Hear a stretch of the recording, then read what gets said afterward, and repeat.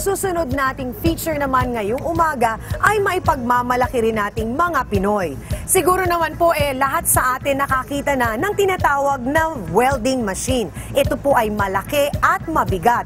Pero dahil nga sa utak ng isang Pinoy, alam nyo bang nagawa niyang mapaliit ito at maging portable ng isa nating kababayan? Ito ang conventional welding machine. Malaki, mabigat at mabusisi ang proseso bago paandarin. Well, say goodbye na sa ancient style na ito. Ang laki naman yan. Enter na ang Power Weld, the world's smallest welding machine. At kaninong imbensyon naman kaya ito? Bibilib ka dahil mula ito sa isang Pinoy. Ang Power Weld is a welding machine. Ang bigat nito is 1.7 kilos lang. Ang laki is 2 by 3 by 7 inches. 1997, yun ang inumpisan ko.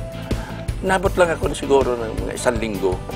Tapos, nakita ko yung resulta. Sa loob ng 3 taon, doon ko nakita yung data. So, pinakita ko sa IPO, pinapatent ko year 2000. One of a kind at napaka-handy. Tsak mas mapapadali ang inyong trabaho. Isang linya lang ang kailangan na power supply.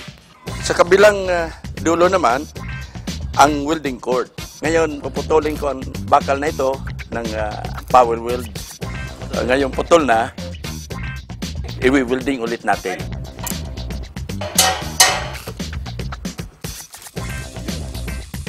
So, ito na yon.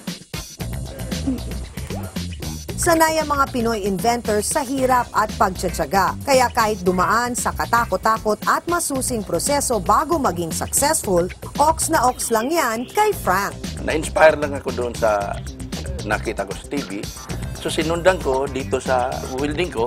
Ito ang naging resulta sa pag-iimbestiga ko sa ang ginawa ko. 500 lang yun. Binili ko ng bakal, binili ko ng wire. Inumpisahan ko talaga sa 500 lang. At dahil click at effective ang kanyang imbensyon, mula sa 500 pesos na ipinuhunan niya, ngayon kumikita na sila ng halos 4 million pesos every year. Dumami ng dumami hanggang makaproduce ako ng almost 100 linggo-linggo. Kailangan lang kasi marketing strategy.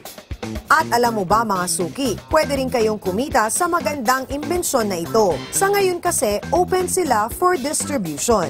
Kung kailangan nyo ang magnegosyo, naghahanap kami ng dealership nito Kahit saan, Luzon, Visayas, Mindanao, available ang dealership. Di na rin matawaran ang mga awards na natanggap nito, kaya naman proud na proud si Mang Frank sa kanyang imbensyon. Talagang kinikilala daw niyang gift and blessing ito ng langit sa kanya at sa kanyang pamilya.